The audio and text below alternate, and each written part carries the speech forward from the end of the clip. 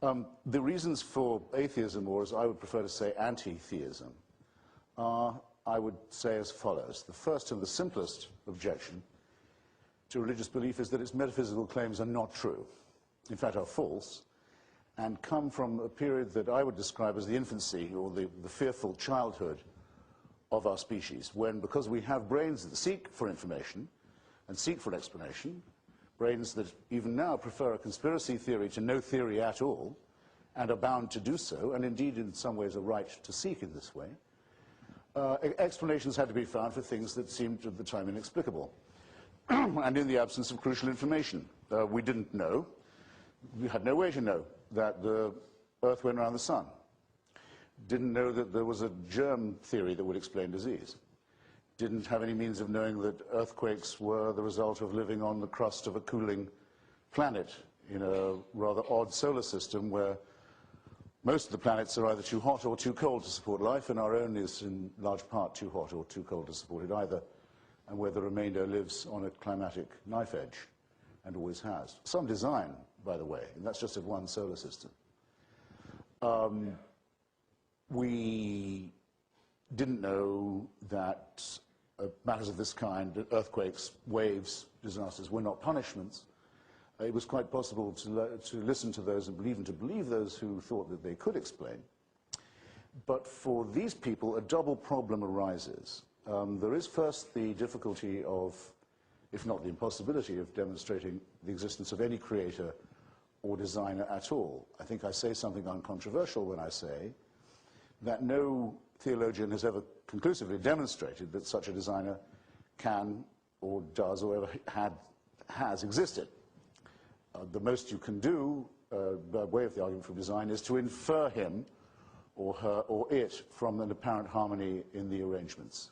And this was at a time when that was the very best that, so to speak, could be done. But religion goes a little further than this already rather impossible task and expects us to believe as follows: that the speaker not only can prove the existence of the said entity, but can claim to know this entity's mind. In fact, can claim to know it quite intimately, can claim to know his or her personal wishes, can in turn tell you what you may do in his name.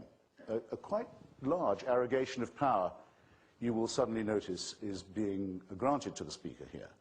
The speaker can tell you that he knows. He cannot tell you how, but he can tell you that he knows, for example, that heaven hates ham, that God doesn't want you to eat pork products. He can tell you that God has a very, very strong view about with whom you may have sexual relations, indeed, how you may have sexual relations with others. He can indicate, perhaps a little less convincingly, but no less firmly, that there are certain books or courses of study that you might want to avoid or treat with great suspicion. Now, this suggests to me already a design. I think I can see a design shaping up here, and I think I can see who designed it and created it. I think it was man-made. I think the whole inference, because you can certainly see a design at work, is that this is human, that it was designed at a time of great distress and great ignorance, and that it had an enormous advantage, the design of which can be inferred from every one of its practices. It gives to people, ministers, priests, rabbis, shamans, whoever's cell phone that is should know that we know where you live, by the way, and where your children go to school. It gives to those people power in the here and now, the only place where it really counts. If you are His Holiness the Pope and you have arrogated to yourself, for example, the power to bind and to loose, and to decide who may read what, and how many tithes must be paid, how many holy days must be observed, how many disciplines must be followed, are you seeking power in the hereafter, or are you seeking it now? It seems to me very obvious that, inescapable conclusion, that it's temporal power that's being talked about. And of a very dictatorial kind, I might add, an absolutist kind, a kind that is not open to the ordinary challenges. The divine right of kings was something you had to challenge not just at the risk of your life, which might end quickly, though the end itself would be slow and painful, the end would be final, but you were told you risked your immortal soul and the rest of your life too. That's quite a powerful instrument of secular discipline. And everyone can name their favorite example, I think, of how and where that kind of tyranny over the minds as well as the bodies of men was exerted. We think of it as belonging to our prehistory, but we only have to look as far as today's Iran, for example, to see a classic theocracy, a country from which I've recently returned, where I wondered how to convey sometimes the flavor of what theocracy really is like. Well, if you're a woman who gets in trouble with the regime and has committed a capital offense in Iran, but you're underage, you're a virgin, you may not be sentenced to death under the law of Iran, because the law forbids the execution of virgins. But you may be raped by the Revolutionary Guards so that you're no longer a virgin in the prison and then executed. I think that sort of conveys what people feel they're allowed to do when they think they have God on their side. And I could tell you far worse than that about what the arrogance of power is when it thinks it's backed by the divine. Well, this arrogation of power in the material world is really nothing compared to the dictatorship that is suggested by those who infer the whole celestial design that backs it. That's why I want to spend a moment or two telling you why I'm an anti-theist. You may be an atheist and wish that there was a God who loved you and took care of you. It's possible, but just to decide there isn't enough evidence for it, just as Mr. Jefferson was a deist, but didn't believe in religion. He didn't think God intervened. These positions are equally compatible. I know several atheists who would happily say that they wish it were true, but that they can't find that it is believable. My own view is that it's very fortunate for us that it isn't true, and I shall say why. If there was a supervising creator who took a personal interest in your life, what you would have from the moment of your conception, at least in one interpretation, would be a permanent, inescapable, unchangeable, unalterable, unchallengeable rule which would involve round-the-clock surveillance and supervision of every single waking and sleeping moment of your life. The abolition of any privacy in your life or even in your mind and your most private thoughts. The most complete form of totalitarianism ever imagined. And indecent, too, when you think of how many private moments would have to be supervised in this way and invigilated permanently. And that would go on not just for the rest of your life, as it would if you lived in Iran. It would go on after you died. In fact, after you died, the real invigilation would begin. They'd only have started with you at the moment when you left this vale of tears. The two offers are, at that point, as you will know, at least from all two of the leading monotheisms, either an eternity of praise and servility, everlasting praise and adoration of someone who has only done his job by creating you, hasn't been invited to do so, a proposition that sounded more like hell to me when I first heard about it, or a very much more unpleasant one, derived not from the Old Testament but from the New. There's no hell in the Old Testament. There's genocide, there's racism, there's slavery, there's child mutilation, there's everything else you could wish for, but there's no punishment of the dead. Not until the arrival of the gentle Nazarene is it suggested that for a crime you probably were forced to commit, because after all, you're created a sinner. You're created sick and commanded to be well, the essence of the totalitarian principle. But for that, you might face an eternity of torture, to which there will be no end. Now, I think this is a horrible proposition.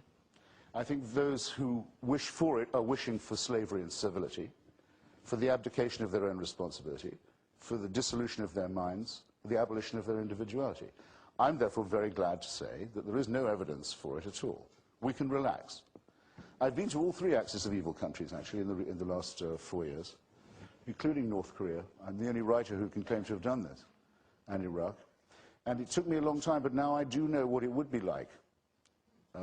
What the question is, how to answer the question I had when I was little, what would it be like to have to praise someone all the time, from the moment you got up till the moment you lay down again? And that would be your only right and your only recreation, and it would be the only culture that you had, because in North Korea that's what you get to do. In North Korea you can praise the dear leader and you can praise the great leader.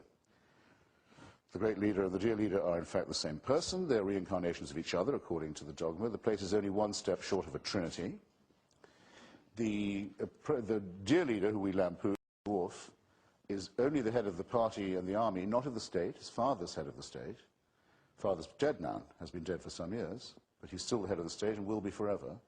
North Korea is therefore what one might call, I tried to call, a necrocracy, or a mausolocracy, perhaps, or a thanatocracy. And you have the right only to praise and adore and thank for every single thing that you get. You owe thanks to these people. That's what it would feel like. The most unending pointlessness, the most unending nothingness, nullity, smashing of the personality, destruction of everything that counts as self-respect or dignity. But at least you can die and get out of North Korea. And you cannot do this with Abrahamic religion, which I therefore renounce as something essentially evil. Now, one consequence of its man-made character, and one way of demonstrating beyond very much doubt that it is man-made, is its proliferation. We have, I think, two choices here. Either man-made God or God made man. If it's the former, nothing much remains to be explained. If it's God made man, it's very hard to see why there are so many religions and why they're constantly at war with one another. Make the opposite assumption that man has invented religion and God.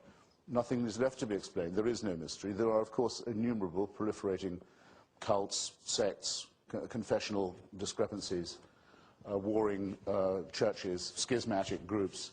Most of the violence in Iraq, as we know, is not directed at our own brave soldiers and their allies among Iraqis, but at other Iraqis by other Muslims, who think it's cultural to blow up each other's mosques, something a secularist would never agree to do, to blow up, say, the Golden Dome at Samarra. We know from pre-monotheistic times, we know from Sophocles and Antigone, that any person of ordinary morality has a natural resistance to desecration, to profanity. We wouldn't do that. They would leave it to the religious to do it, which you always can. The last time American troops were needed in a context like this, it was because the Christians of Bosnia and Herzegovina and Croatia were tearing each other's throats out, burning each other's churches, killing each other's children, all of it with a divine warrant. All of them, every last one of them, a faith-based. On that occasion, the Muslims were the most civilized people in the case.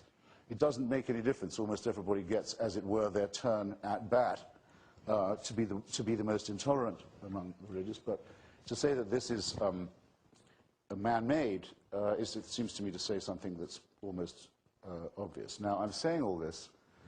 About a minute. Okay, I'm saying all this in the United States, where I must now say something I've been waiting for months to say, actually years to say, my fellow Americans. Thank you. I sometimes think you don't understand how lucky you are. Yours is the country that has the only constitution ever written that absolutely insists on the separation of these ideas from the state. When the Baptists of Danbury, Connecticut wrote to Mr. Jefferson calling for a wall of separation, they were worried about what? Who did they think was going to persecute them? The Congregationalists of Danbury, Connecticut was the one they were afraid of. And rightly so, because the Congregationalists would have given them a really hard time if they'd been allowed to, if they could have seized any local power. This fighting, not just about religion, but between the religious, this desire to have the freedom not just of religion, but from religion, is enshrined in the founding documents of this country in a way that should make you very proud. And it should therefore put you very much on your guard that there are people who don't seem content with it, who seem always to wish to impose their own religious belief on this. To say, if only we could ban alcohol, as in the 20s, we'd have a more pure and perfect union. If only we could forbid the teaching of evolution, or get equal time for pseudoscience, like the alchemy class that follows the chemistry period in presumably these schools, or the astrology class that comes after the astronomy studies moment. Everything will be fine. Resist this with every fiber of your being. Join me, in fact, in my new favorite slogan. Mr. Jefferson, build up that wall. Thank you. Okay. Mr. Hitchens, thank you.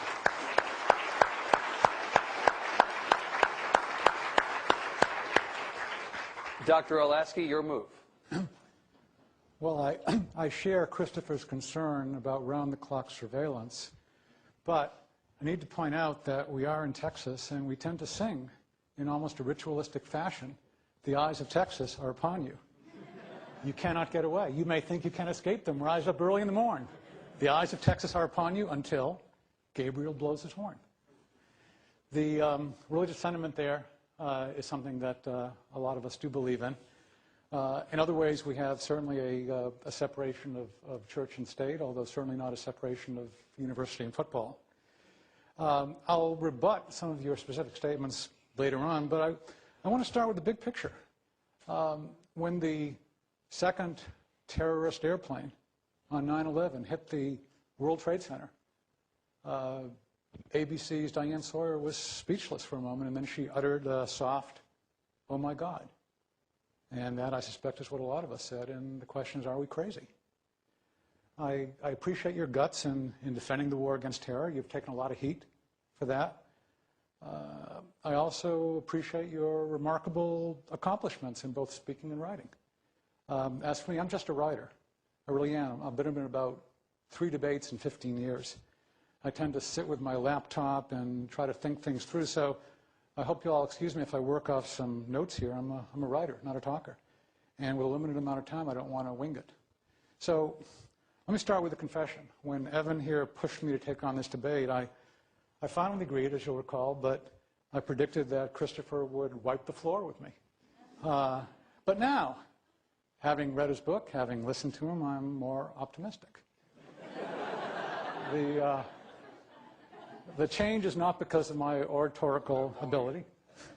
No, it's you know, my oratorical ability is minimal, but you have a weak case. And of course, some people motivated by religion have done all kinds of terrible mischief and mayhem. Of course, that's irrefutable. But then you go and insist in the subtitle of your book, and throughout it, that religion poisons everything. And that's a hard charge to prove, I think. Everything? Everything? It sounds improbable. Are 1.3 billion Muslims all murderers? Are 1 billion Hindus all nutty?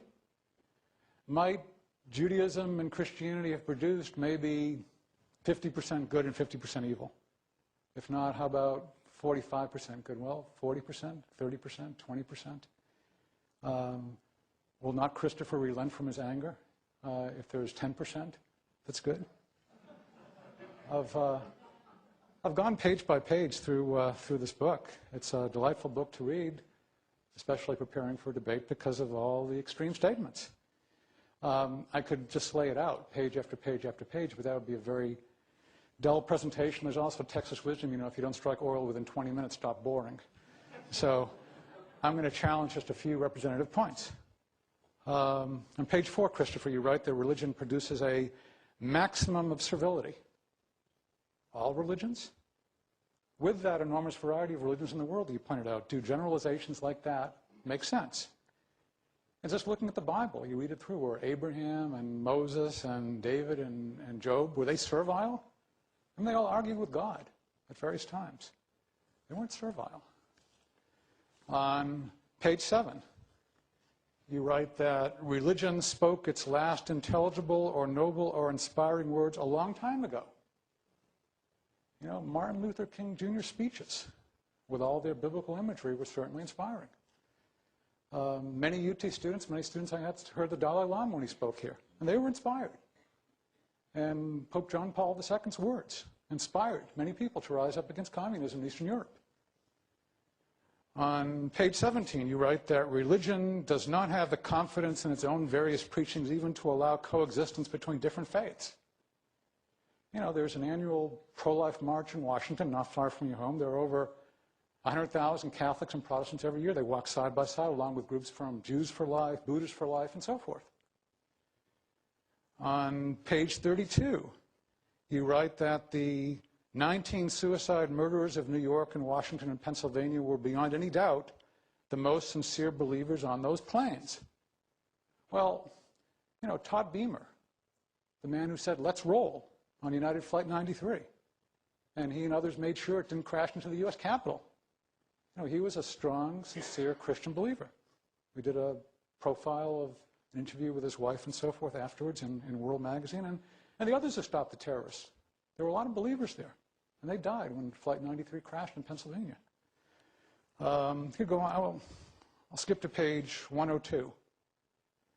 that, quote, "It goes without saying that none of the gruesome, disordered events described in Exodus ever took place."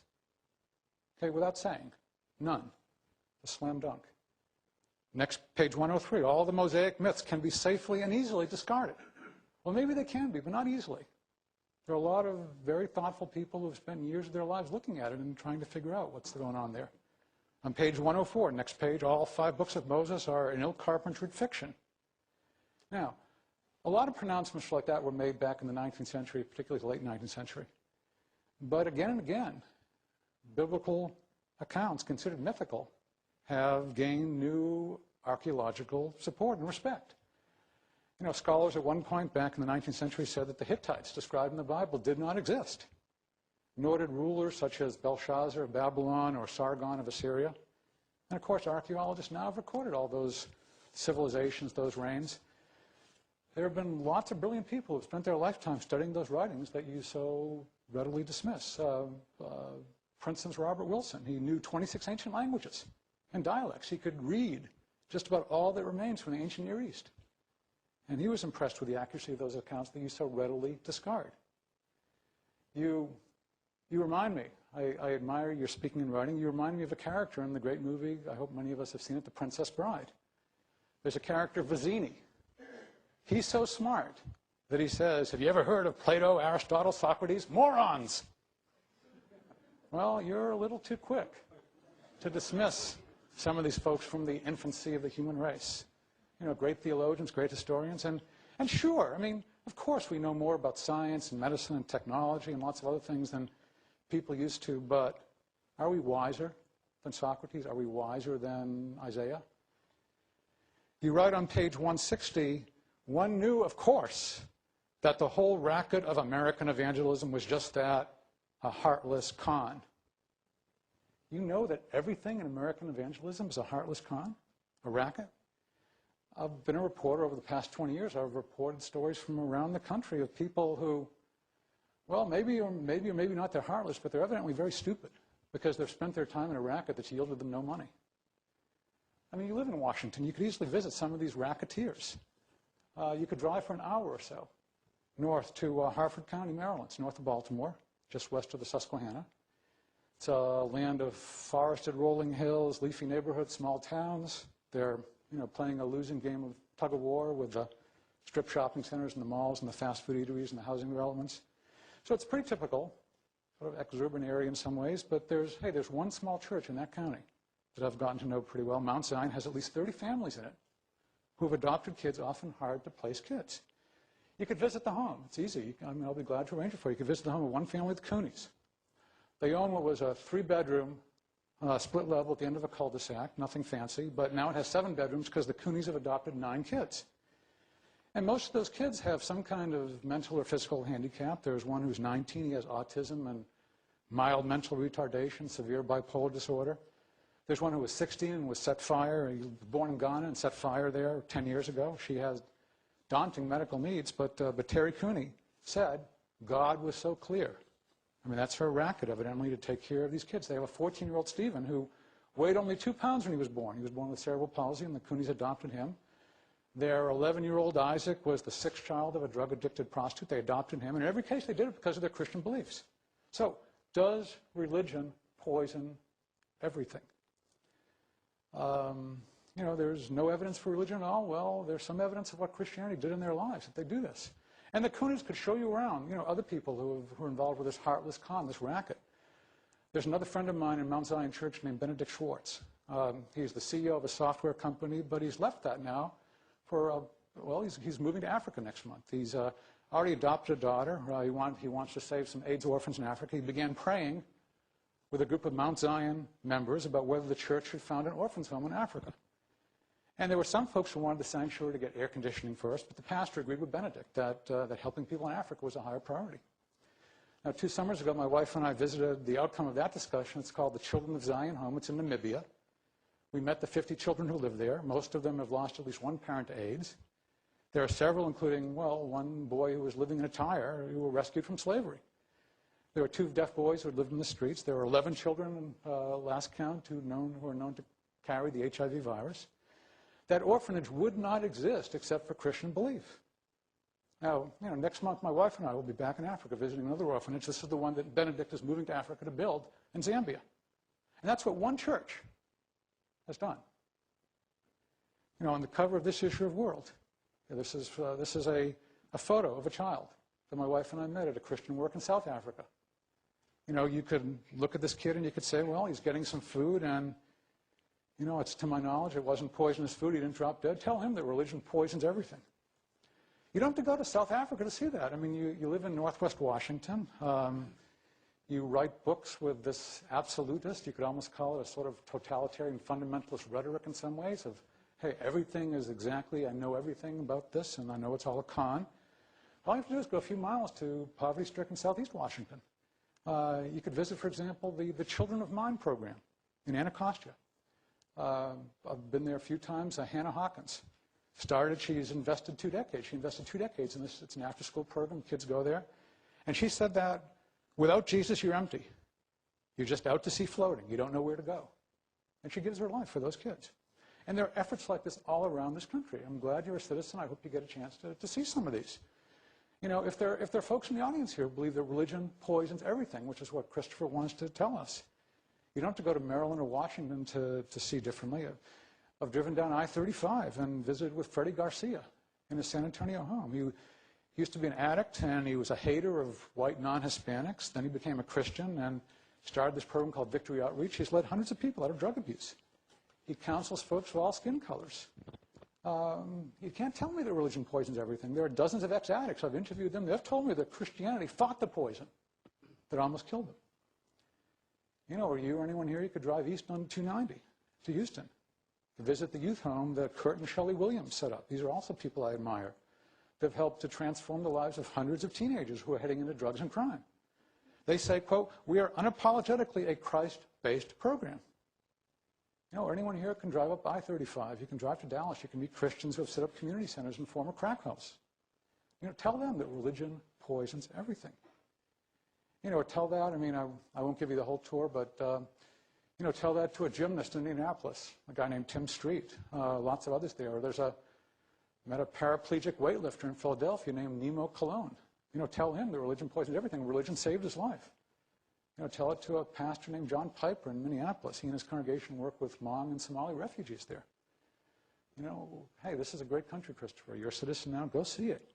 And you can reply that you've seen terrible things done for religious reasons. I believe you. I've seen terrible things done too. There are lots of religious things that poison some things. And maybe you'll tell me the subtitle was put there by your publisher over your objections, that you really don't believe that religion poisons everything. Well, we'd be making progress, but, I don't know. I won't go on. The history of Christian poverty fighting in America. Before you say that religion poisons everything, okay, take the Metro from your home, go over to the Library of Congress, read there about a fellow named Charles Brace. This was a guy in the mid-19th century. He was motivated by his Christian beliefs. He walked the streets of New York City and wanted to gain a personal understanding of the problems that orphans faced there. And over a 40-year period, he built lodging houses in New York City that provided shelter to tens of thousands of abandoned kids. He placed 91,000 of them in adoptive homes over a 40-year period. I'll tell you, one of the best days I've ever spent in research was at the Chicago Historical Society. I just spent a day reading the journals of a woman named Helen Mercy Woods. Again, motivated by her Christian beliefs, from 1881 to 1903, she ran a shelter in Chicago for pregnant and unmarried women.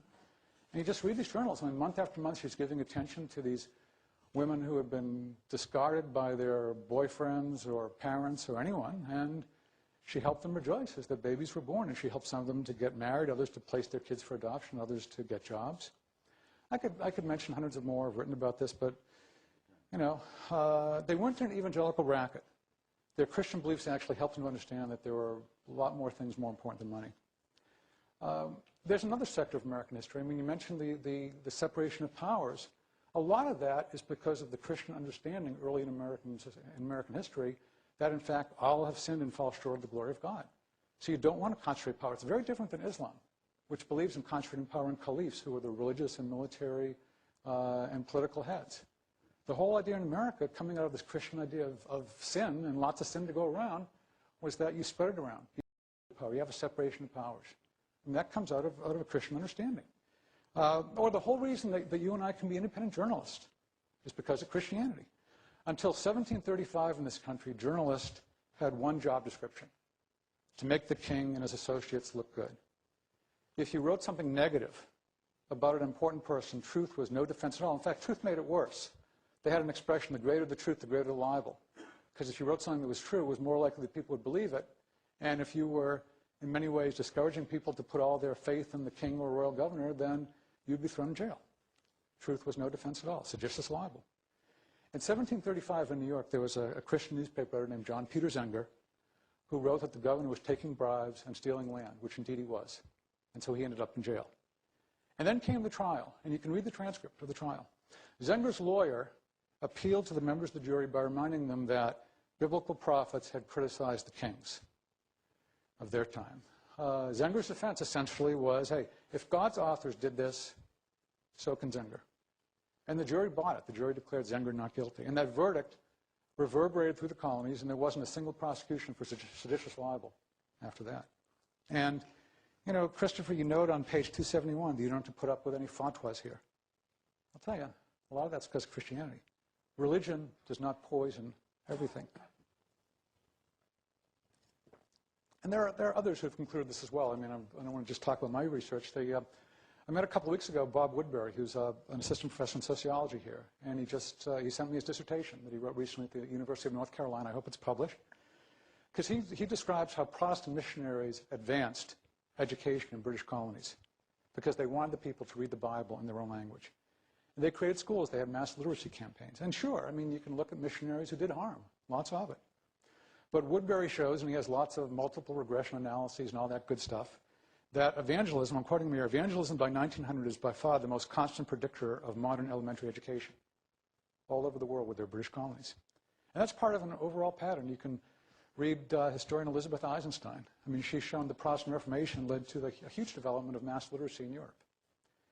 And Christians took the lead over the centuries in setting up hospitals. I mean, you can read the works of Jonathan Hill from your alma mater, Oxford, or Alvin Schmidt from Illinois, or Rodney Stark of Baylor. And they can show you the long-term effect of Jesus telling his followers to love their neighbors as themselves. And these writers, I mean, they're by no means propagandists. They're careful scholars. And, you know, your subtitle, How Religion Poisons Everything, compare that with the subtitle of one of Professor Stark's books. His subtitle is How Monotheism Led to Reformations, Science, Witch Hunts, and the End of Slavery. So the good and the bad. And that's a more balanced view, and that's what I hope you'll come to. I mean, this evangelical tendency, to help others, not poison them, continues today. Nicholas Kristof wrote in the New York Times that America's evangelicals have become the newest internationalists, fighting sexual trafficking in Eastern Europe, slavery in Sudan. There's a Jewish leader, Michael Horowitz, who gave me a call this afternoon. We were just talking about stuff, and he reminded me of what he had written to evangelicals. Here's what he wrote. You have led the way in taking on the slavery issue of our time, the annual trafficking of millions of women and children into lives of sexual bondage. You have led the way in organizing a campaign to end a growing epidemic of prison rape. As you define your human rights successes as central to who you are and what you've done, it will no longer be possible for those who fear your faith to crudely caricature you or ignore the virtue that Christian activism brings to American life and the world at large. And Michael spoke too soon, because despite all the evidence, Christopher, you write that religion poisons everything. You really don't believe that, do you? Everything? Thanks. All right, 10 minutes. Mr. Hitchens. Yes, well, thank you. Go get him.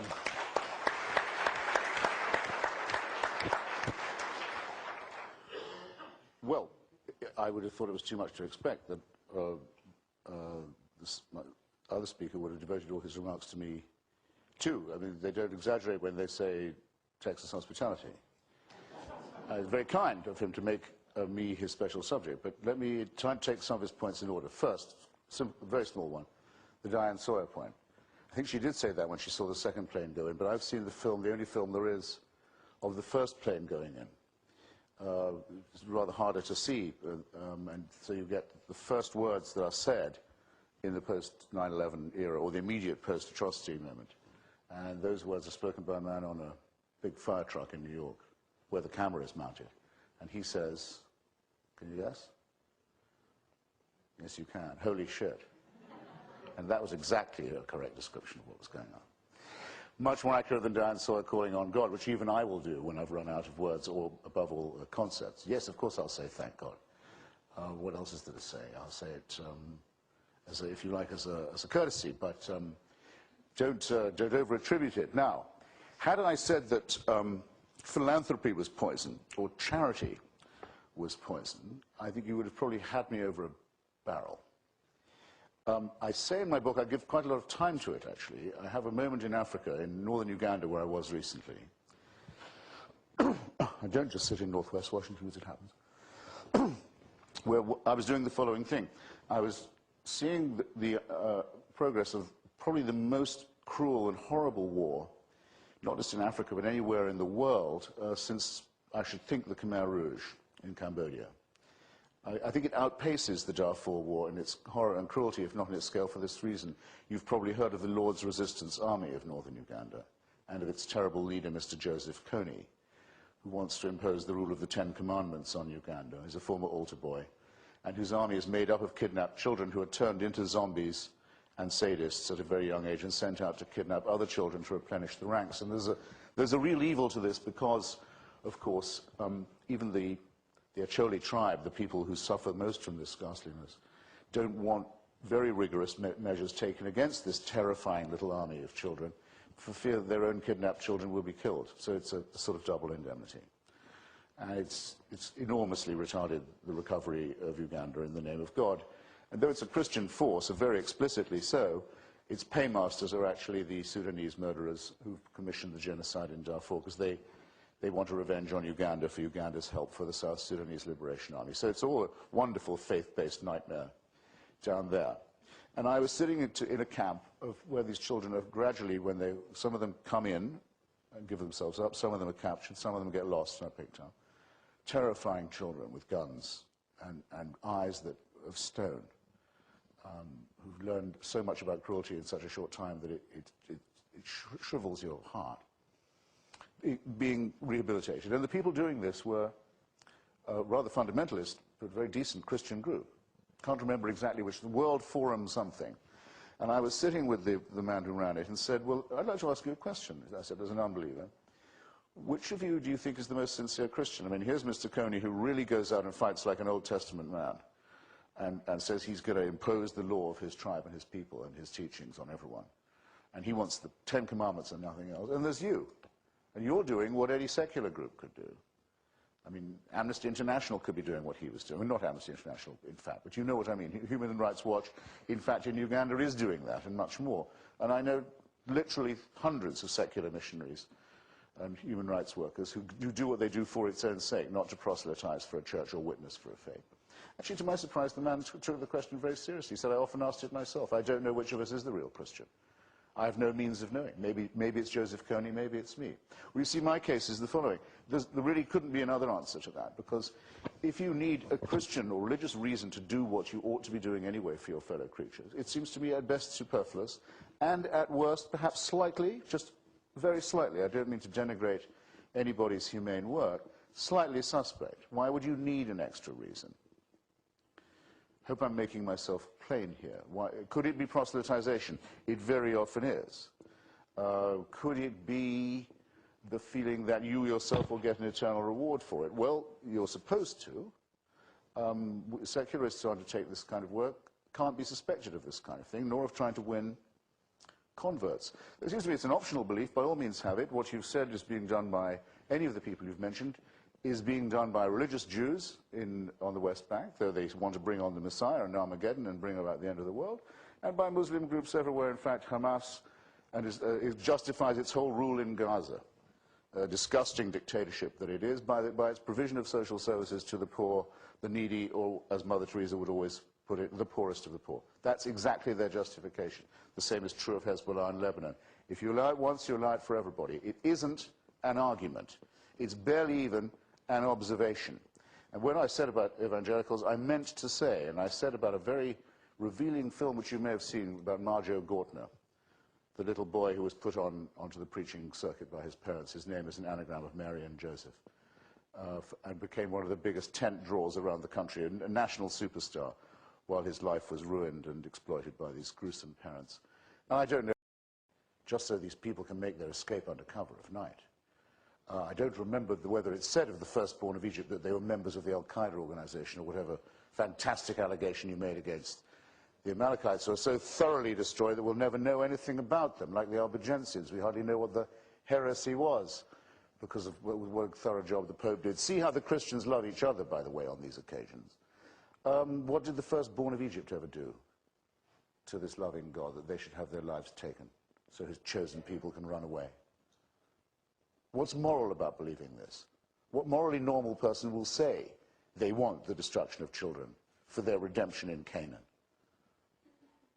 Professor Stephen Weinberg puts it quite well, I think. He says, in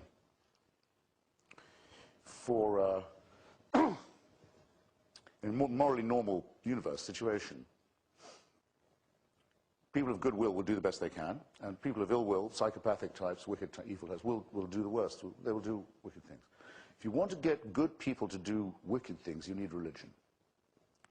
What do I mean by that? I mean to say that when they see a newborn baby arriving in their life, if anyone's ever thought, even myself, well, maybe there is something to this. Look at the perfection of this little bundle. Look at the little indentations and all of that in the fingertips. The most, leathery old cynic like myself can have these feelings. We're not total strangers to the transcendent and the numinous, But they said, I tell you what, though, before we go any further, we need to get a sharp knife or a stone from somewhere and start hacking away at the genitalia of this little bundle. Because if we don't, we won't be doing God's will. Now, no moral person would do such a thing unless they thought it was divinely warranted. No moral person, I say, would show contempt and disgust about the female birth canal, as all religions invariably do, and about activities related to it, I may say, in both directions. Revulsion from it, disgust from it, scorn for it, and for all other forms of sexual congress. There seems to be a dread underlying all of this, a dread about the genitalia, a horror of women, a horror of their monthly effusions, a disgust, as I say, for their vaginas, that I don't find healthy. But it seems to me, in two senses, man-made. One, mammal-made, and two, made so that men can subordinate women, which seems to be a consistent finding in all religions. You will know that the pious Jew has to begin every day saying, God is to be thanked for not making me a woman or a Gentile. That's not moral preaching. No one goes around talking nonsense like that unless they think they have divine permission for it. Religion is therefore, yes, a poison, because it spoils even righteous acts. Now, I don't blame you for not reading all my book, and I certainly don't blame you for not quoting all of it. And by the way, we will just have to have a wager on what you said in yours, and I'll stand to my part of it. But I do spend a bit of time on this question of virtue. When a Muslim cab driver, who found a great deal of my money and my wife's money on the back seat of his taxi, and knew very well he could have kept it, we had no means of finding him, went to the trouble he did to bring it back and give it to us and say, well, that's his Muslim duty, wouldn't even accept when I tried to give him 10%, because I knew probably that would be an insult. Really, because it was his Muslim duty. First, I want to make 2 points. One is, I think that's trying to prove too much. I don't think it's at all to the credit of the Prophet Muhammad, or the Quran, or the Archangel Gabriel, who dictated the nonsense of the Quran to him, that this happens. I think the guy should have done what I would do. You find someone else's money, you take it back to him. If you want to be thought of as a moral person, you just do that. You've done the right thing. It's enough. What is this saying? It's a religious duty. It seems to me to pollute the integrity of the thing. The second is, if you use that to prove that Islam is a good influence, you'll have a lot of work still ahead of you.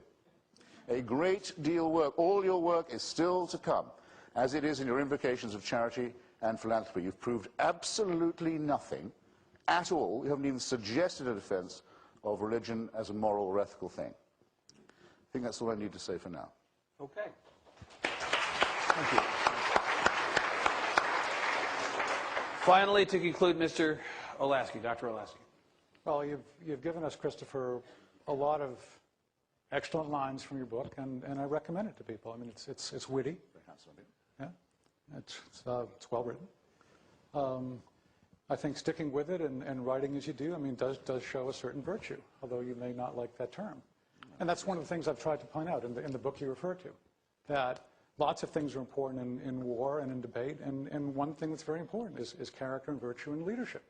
People will follow those they admire and often won't others. So all these things are important to take account of.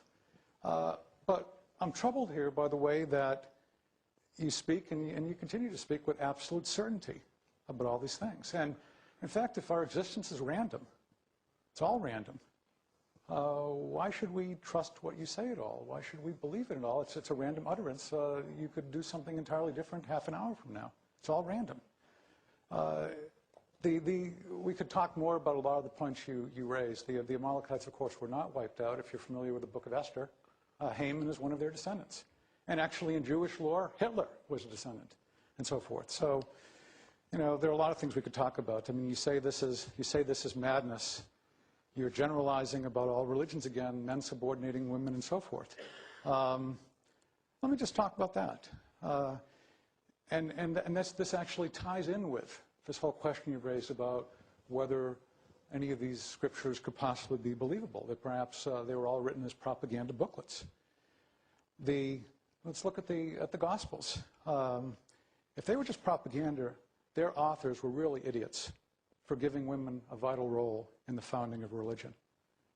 They showed women as the first witnesses to the empty tomb. That would just add to suspicion as to whether Christ truly rose from the dead. The positive view of women that you see in the New Testament is so different from a negative one that dominated some of the other cultures around them. There's just so much here. The precision and specific detail. I'll mention one thing that appeals to me as a journalist in the Gospels. There's been a long-running debate about whether they were written pretty soon after Jesus, within the first several decades, or whether they were written much later. 5 years ago, I remember an account when the Monitor, the USS Monitor from the Civil War, was pulled up from the ocean bottom. And experts were surprised to find braces on the gun turret that were undocumented by all the literature at the time. People thought they knew pretty much about how the Monitor had been put together. They found these braces. They found mustard bottles where the crew had eaten.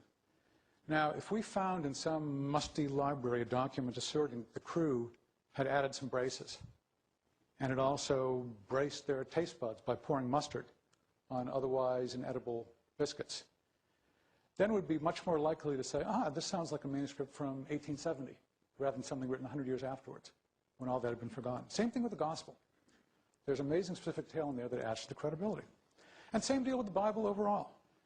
I mean, your attacks, it's interesting that you're rising in the bestseller list. I congratulate you, but these attacks are nothing new. They were common in what's called the golden age of free thought in the late 9th century. Robert Ingersoll was a leading figure within the Republican Party of the time, and he was probably the leading orator in America. And he was also, in his own words, an implacable enemy of Christianity. I mean, you would share a lot with him. He called God an eternal fiend.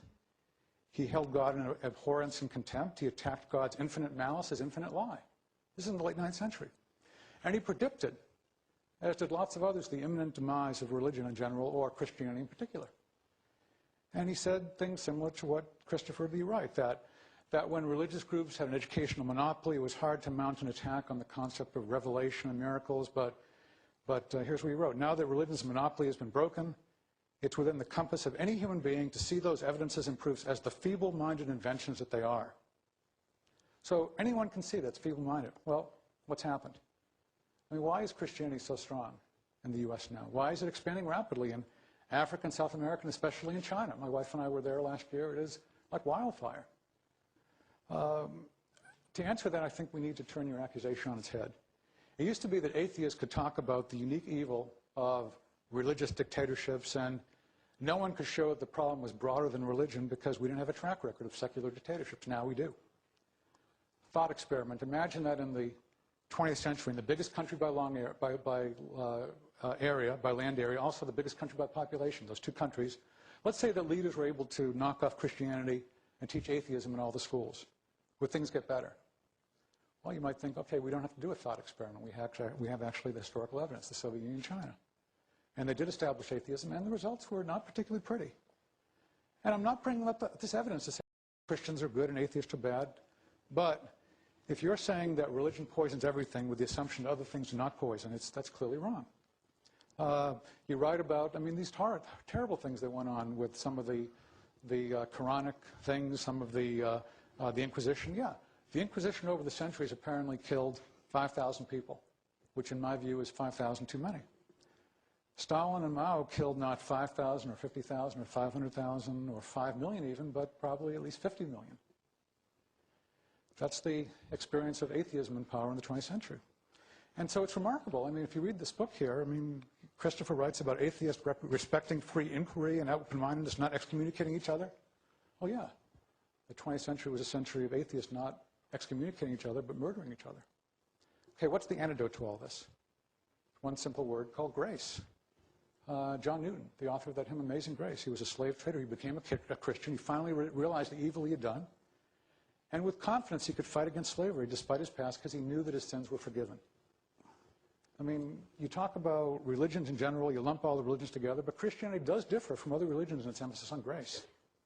There are lots of religions that are bargaining religions. Yeah, I'll do this for you, God, or Allah, or Vishnu, or something, and you'll do something for me. Bargaining religions really cause big trouble often, but Christianity, which sometimes causes trouble, at least it's about grace. We cannot buy God off. We can't trade with him. And folks who get this find it enormously liberating. John Newton mentored a young member of Parliament, William Wilberforce. That name's becoming familiar to some people this year because it's the 200th anniversary of the abolition of the British slave trade. Wilberforce fought for that for 20 years in Parliament. It was he and other Christians in Britain who led the way.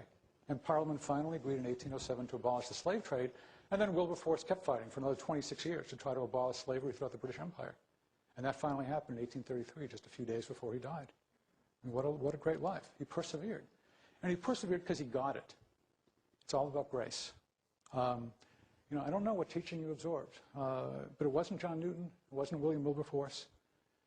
You know, when we understand that God is our Father, we don't have to win our love by, as you say, mortifying our flesh or giving some money to religious authorities. We can't lose his love by asking hard questions, by arguing with him at times. It's not a police state or a banana republic, as you say. It's love. I just wish you could get that. Religion poisons everything. Chesterton, 100 years ago, G.K. Chesterton was asked by the Times of London to write, "What's wrong with the world?" And Chesterton responded with 2 words, "I am." You know, so you can throw out my journalistic research, my historical research, and that of others. You can say it's all wrong. But here's Chesterton's reply again. What's wrong with the world? I am. You throw out everything else, and I can still tell you that religion doesn't poison everything. And since I'm the guy defending Christianity here, and I'll end with another confession. You know, both you and I were married and divorced before our second marriages, which thankfully have lasted. I don't know your experience, but I do know mine. When I was an atheist in my early 20s, I was a lousy husband. I was married for 2 years. It lasted only that long. And you know, I became a Christian in 1976. And my marriage since then, it's lasted for 3 decades. Now, I'm obviously not saying that only Christians or religious people have long marriages. And I'm just saying that in my own case, Christianity did not poison everything. Christianity was actually the antidote to the poison that was within me. You know, I'm still selfish, but not utterly selfish. You know, without Christianity, my marriage would not have lasted. And I know that Christianity doesn't poison everything because I have 4 fine sons. And before I was a Christian, I favored abortion. And if I hadn't come to believe in God, you know, some of those sons would not exist. Christianity does not poison everything. In my own case, in the case of millions of people, it's the antidote to poison. So you can say, Christopher, that religion poisons lots of things. I'll agree with you, but not everything. I'll also suggest that atheism poisons lots of things. There's plenty of poison to go around. We desperately need the antidote.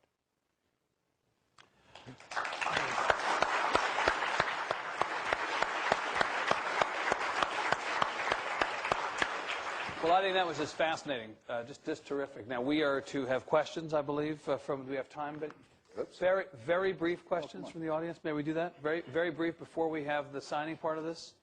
Let's ask in the audience, anybody who's not been numbed into silence by this great debate. In the back, ma'am. Hello. That was really compelling, and thank you for sharing your time. I wanted to ask Christopher, You referred to the Lord's Resistance Army as evil, which I completely agree, and it's a very sad state of affairs. But I was wondering, in your use of the word evil, are you using it as an adjective, or can you believe in evil but not believe in God? No, I say in my book that I believe that evil is a real thing. I can't prove it. There are quite a lot of things I can't prove that I couldn't be without. A lot of people jeer when you say evil, especially when the president says it. They say, oh, he's saying things are black and white when they're grey and so forth. You know how many liberals talk. If you put the word lesser in front of evil, you'll find every liberal's willing to use it. They do it every time at elections when they're considering who to vote for. I think that I've been to places where there's no other word for what I've seen. It's the surplus value of sadism and dictatorship and slavery and so on. It's the gratuitous bit on top, the bit that's just there for thrills and that would be done even if it didn't do the perpetrator any good. I mean, the self-destructive, nihilistic element. I can't put it any more strongly than this. And when you smell it, when you see it, you'll know. Hope you never do. Sir. I wanted to first thank, is this on? I wanted to first thank the LBJ Museum for putting this on. Yeah, yeah. Very well said.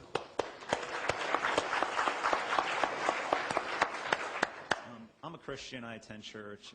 I tend to be a lot more to the left than the right because there's this level of humanity that I find that tends to be a little more to the left. And maybe Dr. Olasky, you can help me with this. It just seems like, I know it's biblical. It comes out of the Bible, and I've heard.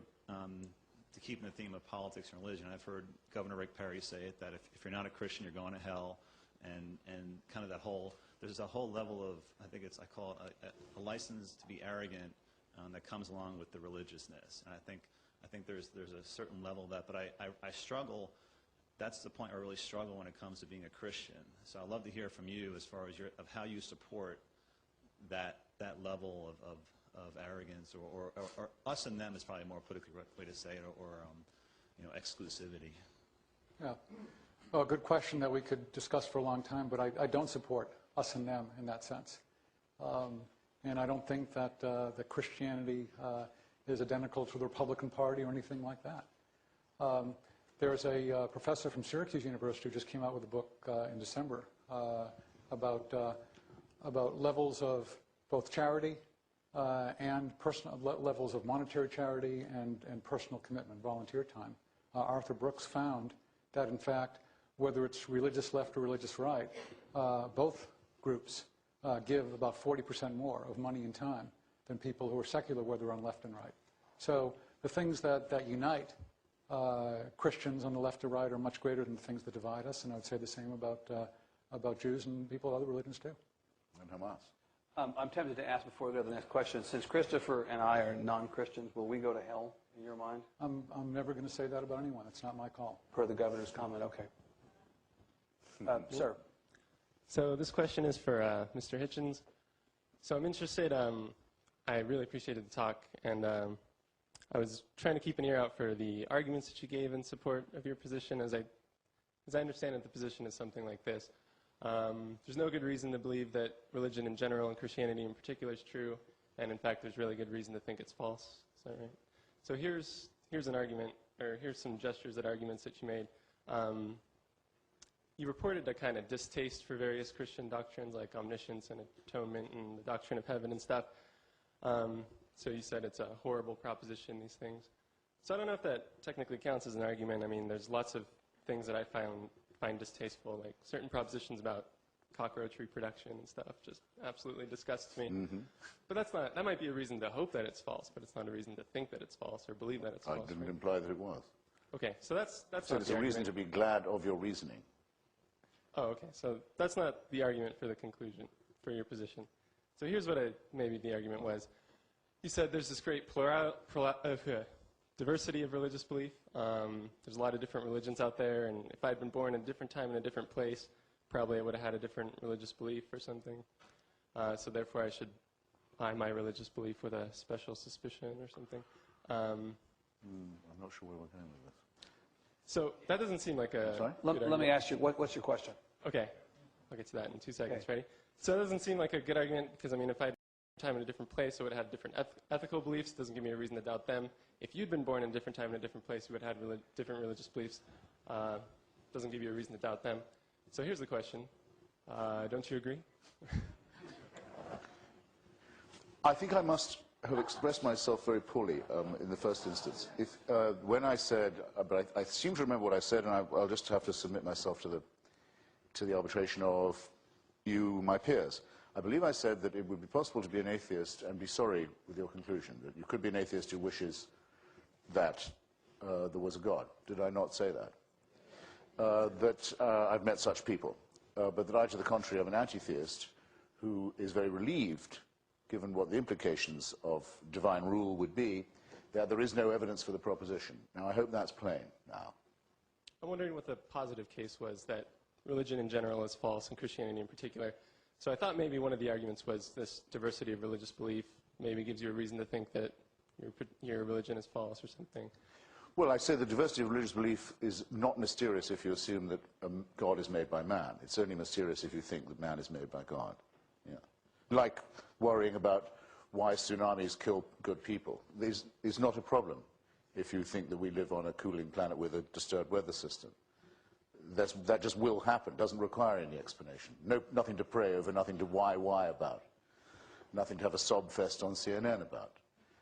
This question answers itself. It's only a mystery if you don't know that we live on a planet with a cooling crust and a turbulent climate system, and you think, well, maybe God decides at what point weather takes people out. Occam's razor is the critical thing here. Dispose always of unnecessary assumptions. Does the plague break out because we've sinned, and if so, is it because of our divorce rate? Is it because there are too many homosexuals among it? Is it because the Jews have poisoned the wells again? Is it all this? Is it all that? That's what people used to have to ask themselves about, well into the 18th century, until they worked out about the germ theory of the disease. Then they had to encounter people like Dr. Timothy Dwight, the great divine of Yale, who said, well, inoculation would be even worse because it would be an intervention in God's design, which, presuming that God wanted to keep the germ theory of disease from us and have us dying and thinking that disease was a curse, would be true. It would be. Inoculation would be an interference with his design in that case. But this is the kind of mentality one's arguing against all the time. Currently, polio is spreading back across the world. We thought we had eradicated it. A lot of very good secular activists and medical physicians went out to do the eradication. I went with them as far as Bengal. Suddenly, religious people started to say, don't take your children in. This is a plot. God doesn't want you to do it. It only takes a few uninoculated children and the disease has spread all the way back across Africa now, thanks to faith and the faith-based. If you're going to take credit for all the charitable work, you have to take credit for all the atrocities as well, and it will leave you exactly where you began, with everything still to be explained. On the right here, sir. I have a question that's actually a two-sided question for each of the speakers, and the first would be for Mr. Hitchens. If we are to get rid of religion and religious teachings, what then do we base our morality on, our model for behaving well or doing good?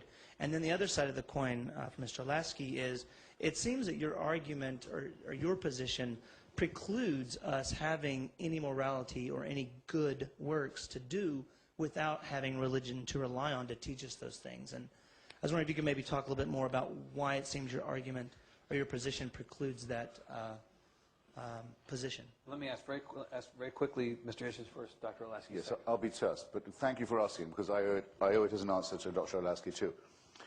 Morality comes from human beings. It's innate in us. We couldn't have got this far without it. Human solidarity requires it. Evolution necessitates it. The golden rule doesn't have to be taught to children. You may have to use a bit of squeeze every now and then to make them conform to it, but they know what it is. They understand it right away. I'll give an example very quickly from each of the two testaments. Do you really believe that the Jewish people got as far as Sinai under the impression that murder, theft, and perjury were okay? And only when they get there are told by God, actually, you've got to cut that shit out now. And those are the commandments on in stone. Oh, up till then we thought that was cool. They would not have got as far as... Of course, the story, as I've told you, and as you can easily find by reading my book and others, the story is all bogus, but suppose it to be true, that's the contempt it has for human beings, that they wouldn't know unless told. that murder, theft, perjury, to say nothing of adultery, can mess you up. Of course they know. Otherwise, we couldn't be having this discussion. We don't need religious permission to find these things out, or supernatural authority for them.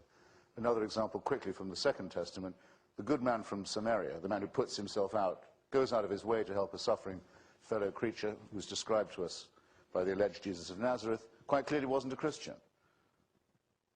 He's doing something a while back that Jesus has got to hear about, is telling us about. He wasn't doing it because of Christian teaching, or as far as we know, for any religious teaching. He just saw another human in crisis and did what we all hope we would do, and some of us have sometimes done. Incidentally, if he was a religious Jew, as it's possible that he was, he would have had religious permission not to do that if it was a non-Jew on the other side of that road, because you don't have to help non-Jews, especially on the Lord's holy day, the Shabbat. You can leave them weltering in their own blood. In fact, you may be ordered to do so rather than break a commandment. So once again, only religion could make people act in a bad way in such a circumstance. Ordinary humanism is more than enough. All else is superfluous, explains nothing, and or leaves everything remaining to be explained. QED. Thank you. Dr. Olasky. Well, there's so much to say, but I actually will be terse. That was terse. I didn't say short. So, yeah, without taking up a lot of time, you might want to go to sort of a standard theological dictionary and look up this expression called common grace, which I think is one of the ways in which this is explained. But there are other things going on, too. There's a great theologian named Francis Schaeffer that I'd recommend to people who has an expression called living off the interest. In some ways, the society we have here, does depend on some of the teachings and understandings that developed a generation, 2 generations, 3 generations ago. And the question is, are we still adding to that? Or indeed, are we living off the interest at that point? So these are critical questions. I just want to mention also, if we're going to talk about Timothy Dwight and inoculation, we should also just mention that one of the Puritan divines who gets often deservedly so treated with sarcasm was a fellow named Cotton Mather. And Cotton Mather in 1721 in Boston actually did inoculation, working with a doctor named Boylston at that time. Boylston Street's named after him. And Cotton Mather really pushed inoculation. He was a member of the Royal Academy of Sciences, and he pushed inoculation over the objections of lots of folks, including one of the newspapers in town that was run by James Franklin and his little brother Benjamin. So there are a lot of stories we could tell, a lot of history we could go into. We just don't have time for that tonight. Thanks for your question. We have 2 questions remaining, and then we're going to release everybody. Gentleman in the hat first, and then Senator Estes last. We'll close the evening. Sir. I was hoping for a debate like you had with Mr. Galloway in New York, where it was quite a knockdown, drag-out fight, but I guess we need 2 Brits for that sort of discourse. But I did want to ask, y'all used to be Marxist running buddies, and now you're war in Iraq running buddies. Is this the product of vanity, ideology, or perhaps some sort of religious commonality? You want to... Looking for the I'm willing to take a run at it. But, Dr. Olasky. Christopher can speak for himself of that, of course, as he does very well. But I just look in the war on Iraq as a subset of the war on terror, which some people look upon that as a discretionary war. We can engage in it or not. Some people look upon it as an obligatory war. I tend to think it's an obligatory war. I don't like it at all. When I was writing columns about this back in 2003, I was hoping we didn't get into that in Iraq. But now we're in it. And what do we do? It's not an easy situation. It really isn't. I hate it. But it's a tough war we're in. An area of some common. well, I'm no longer a Brit, and Mr. Galloway never was one. He's a renegade Scot. Of the most revolting dye. And to have a debate on the order of that, we would have to disappoint you, because Mr. Galloway is a thug and a liar and a demagogue and a man who has managed the odd feat of being able to be both a pimp for and a prostitute of Saddam Hussein. My opponent tonight, I need hardly add, is a great deal more elevated in every respect than that, so sorry to disappoint you. I regard the war in Iraq as part of the war against religion. The faith-based parties of God are trying to level Iraq to barbarism, and they're very nearly succeeding.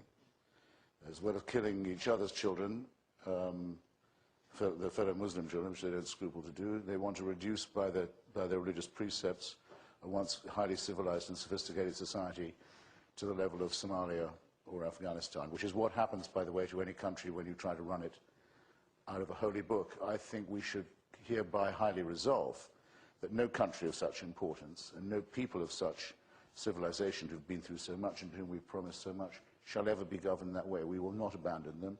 The jihadists will never have Iraq. What we're doing there is one of the noblest undertakings the United States has ever made. But as to the question, may I follow up just briefly? As to the question, though, isn't it odd to find yourself allied with perhaps the most religious, fundamentally religious administration the United States has had in recent memory, and with a fundamentalist and evangelical, or perhaps even a dominionist like Mr. Olasky? The irony coined is the term compassionate conservatism. We've seen how that's worked out. I perfectly understand that. I mean, all my friends in Iraq, my Iraqi and Arab and Kurdish friends in Iraq are all secularists. For all I know, every member of the 82nd Airborne Division is a professional snake handler. But what they happen to be fighting for is a secular Iraq. So I would think the irony was at the expense of the religious rather than the secular. Last question of the night, Senator Estes. Thank you very much.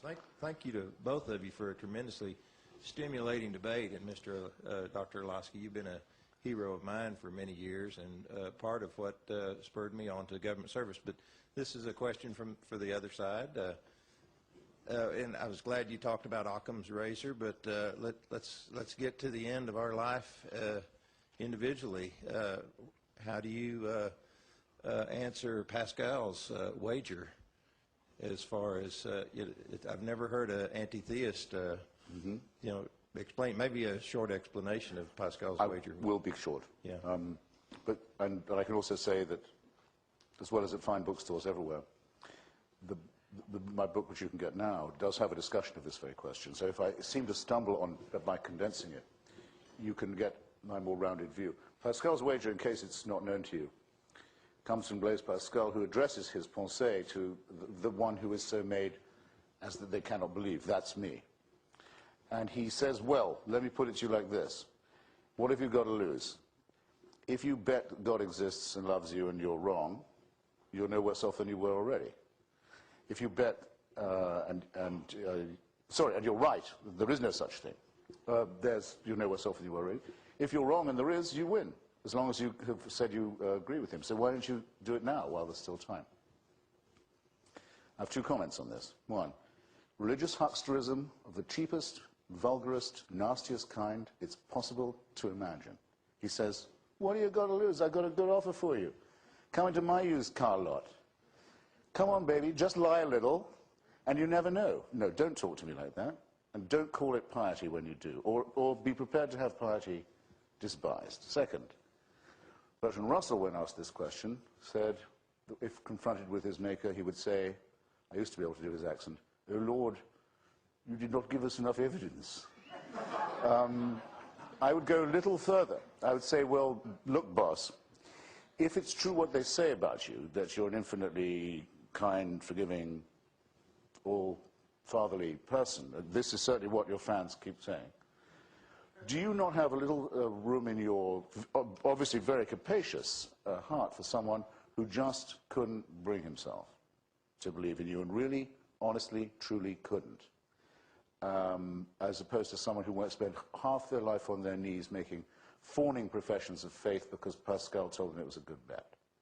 Which of us is the more moral? Which of us is the more honest? Which of us is the more courageous? Which of us has the bluest eyes and is the most sexually attractive?